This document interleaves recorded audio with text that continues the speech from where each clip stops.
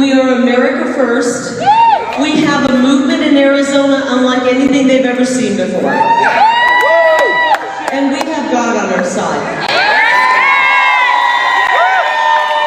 A huge win for ultra-Maga forces across the nation in a Super Tuesday of primaries. We're going to see the political earthquake that happened in Arizona yesterday. We're going to look at some of the other primary results across the nation. And make sure to stick with me at the very end of this video when I'll reveal precisely why yesterday's ultra-Maga victories are just the beginning. You're not going to want to miss this. Greetings, everyone. It's me, Dr. Steve, your Patriot Professor, coming to you from beautiful rural New York. I'm on a family vacation here, but how can I stay away after the results we got last night? We're going to take a look at those results right after you smack that bell and subscribe button. And also make sure to click on that link below and get yourself some of Mike Lindell's brand new My Coffee. I showed you that big bag I had of Mike's beans earlier this week. Gang, they're gone. We finished the bag and you're going to absolutely love it too. Click on that link and get Mike's wonderful coffee delivered right to your front door. It comes in a variety of flavors, ground or whole bean, plus it's certified organic and non-GMO. And the best part is I know that with every sip, I'm supporting a true patriot who's fighting for freedom, and you can do the same. Click on that link below or go to mystore.com and use code Turley for 25% off. Code Turley will also get you deep discounts on products all over the brand new mystore.com. Click on that link below or go to mystore.com and use code Turley for 25% off. All right, gang, let's dive right in here. Man, we had an amazing day yesterday. In many ways, a radically paradigm-shifting day in yesterday's primaries. Let's start in the great state of Arizona. Now, what you have to remember is that Arizona is, in many respects, the mecca of Rhinoville, right? Republicans in name only. Arizona is not just the home of the late senator and rhino par excellence John McCain. It has literally become the epicenter for McCainism. Cindy McCain, John's wife, remains very popular. They're very active in Republican politics. And what we saw last night appears to be the official implosion of that paradigm in Arizona. MAGA forces have stormed Arizona and they have decisively conquered. Let's start in the Senate. Trump endorsed Blake Masters, absolutely crushed a rather crowded field to win the Republican Senate primary. He'll be facing the ultra-leftist Democrat Mark Kelly in the general. And I just want to give you a little taste of the panic that the left-wing activists disguised as journalists in the mainstream media are experiencing right now. Look at this headline from Yahoo News. Blake Masters, ultra-MAGA Republican who blamed gun violence on black people, wins Arizona Senate primary. Oh, so that's who he is. Oh, I see. So the Republicans just nominated a racist. Oh, how novel. Thanks, Yahoo News. They just know they're going to get crushed in the general, in the red wave, so they're just having their hissy fit now.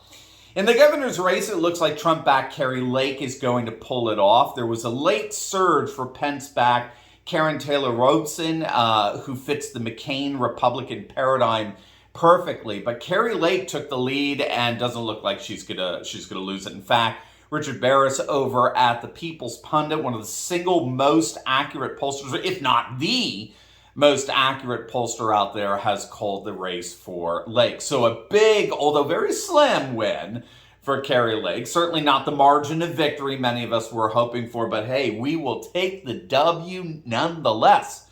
The ultra-MAGA state representative Mark Finchem won the GOP primary for Arizona's Secretary of State. That's huge because Finchem has been faithfully fighting in the trenches on behalf of Trump now for the last year and a half. And then to top it all off, the Trump-backed Army veteran Abe Hamadeh won the Republican nomination for Attorney General. And you had down the ticket wins a number of other Trump-backed state senators, state congressmen as well. Look, when all is said and done, here's all you need to know about what happened in Arizona yesterday. This is from the utterly clueless and insufferable Meghan McCain, the darling of establishment Republicans. Quote, I see my initial predictions were right despite the initial excitement of Robeson pulling ahead. Congratulations to my home state for fully making the transition to full-blown MAGA conspiracy theory fraudster. The voters have spoken. Be careful what you wish for. I wonder how many gin and tonics she downed before tweeting that out. That's all you need to know about what happened. McCainism officially died last night in Arizona, and thank God for that. May it never rise again. In Michigan, the Trump-endorsed John Gibbs crushed the incumbent Republican representative Peter Major, who shamelessly voted to impeach President Trump. So we've seen yet another one of the impeachment 10 fall. The Pence puppets over at National Review were utterly incensed over Major's defeat. Stephen Hayes tweeted out, "Disgusting. Dems intervene to boost a MAGA election conspiracy theorist, sinking a principled Republican willing to put his career at risk to do the right thing." Well, as Richard Barrows over the People's Pundit pointed out, to this pathetic excuse of a so-called conservative, there was no way Major was going to hold on to his seat. His negatives among his base were way, way too high. And that's exactly what happens when your religious-like devotion to abstract principles trumps your obligations to the people, to your constituents. Populism has a way of biting back against rabid ideologues, whether they be on the political right or the political left. Here's John Gibbs getting an unexpected call, congratulating him on his huge win. That's excellent. Yes, sir. Your endorsements have a really, really good record.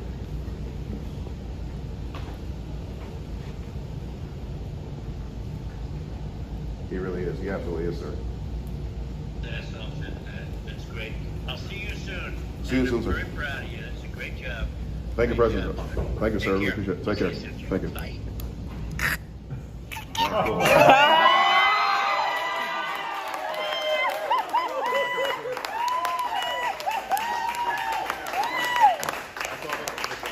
So obviously a huge congratulations to John Gibbs. In Missouri, Attorney General Eric Schmidt handily beat former Governor Eric Greitens. This, of course, after President Trump caused some confusion for endorsing simply Eric for the race. The race actually had 3 Erics in it. But regardless, Schmidt will be very, very good. And in Michigan, Trump endorsed Tudor Dixon, won the GOP nomination handily for governor, and she'll be facing the hypocritical lockdown tyrant Gretchen Whitmer in November. There were a few disappointments. It looks like Joe Kent went down in Washington, and in Kansas, voters overwhelmingly rejected a ballot referendum to remove the right to an abortion from their state constitution, a move that will, ironically, only end up further destroying demographically the political left.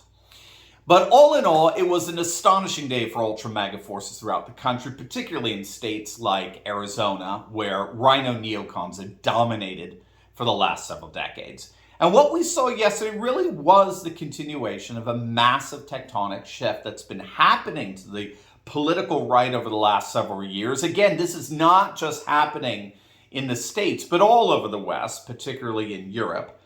The political right has become the center of anti-globalism.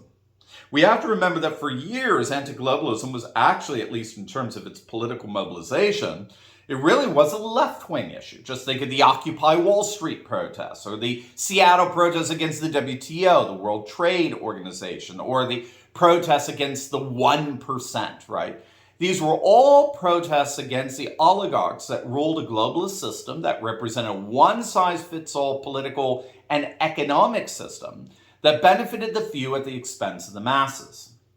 That posture of resistance has, over the years, radically shifted over to the political right, driven largely by the political left's leadership embracing economic and political globalism on the one hand, as well as its obsession with woke identity politics that have increasingly alienated particularly the white working class, and as it turns out, conservative Latinos as well. And as we're seeing, this tectonic shift toward the right is now radically altering the political order. That's what we're about to see in Italy, for example. The populist right is poised to storm the next elections in a crushing landslide that promises to alter Italian politics for the foreseeable future. And that's exactly what we're seeing here in these primaries. These have been massive ultra-MAGA primaries over the last few months without question, but they're simply the fruition of a tectonic shift in politics that's relocated globalist resistance to the political right. Again, largely because left-wing wokeism is pushing more and more voters to embrace the right. So we'll, of course, keep our eyes on these developments, but as yesterday's primaries showed, it looks like we are poised for a November election that should be dubbed nothing less than the ultra-Maga election, the first of many, many more to come. Now, before you go, you will definitely want to check out my latest video I just uploaded on Tucker Carlson utterly humiliating Pelosi on her disastrous Taiwan trip. You're not going to want to miss it, so make sure to click on that link, and I will see you over there. God bless.